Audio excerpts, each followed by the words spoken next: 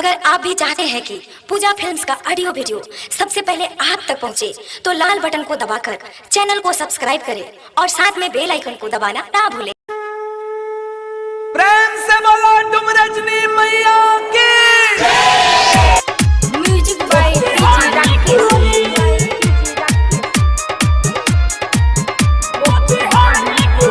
घर से तू बहाना बनावो, अपना सखी की संघियाओ, अपना सखी की संघियाओ। घर से तू बहाना बनावो, अपना सखी की संघियाओ। बतमान गोरी मोर मेला लागल बा बिजुर, बतमान गोरी मोर मेला लागल बा बिजुर। रही प्यार के कसम गोरी, मेला लागल बाड़े बड़ी भारी गोरी। आव भेंट हुई मोतिहारी गोरी, मेला लागल बाड़े बड़ी भारी गोरी। आव भेंट हुई मोतिहारी गोरी, मोतिहारी गोरी। Music by DJ Rakesh. Motihari गोरी।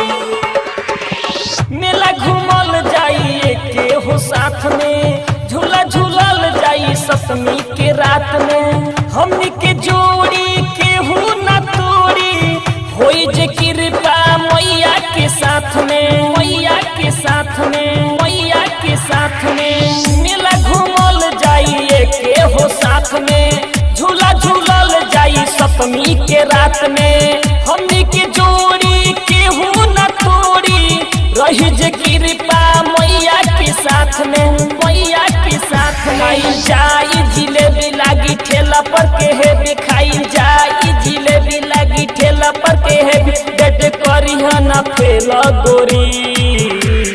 मेला लागल बाटे बड़ी भारी गोरी, आव भेंट होई मोतिहारी गोरी।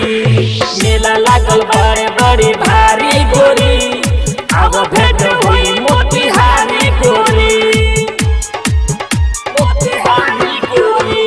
Music by DJ Rakesh. Motihari गोरी।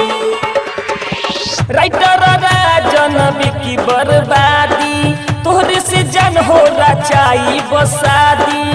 अनिल पुजारी कहे सुनो ये लाभर, कबले तू अबू हमार होत नहीं खेसब, होत नहीं खेसब, होत नहीं खेसब।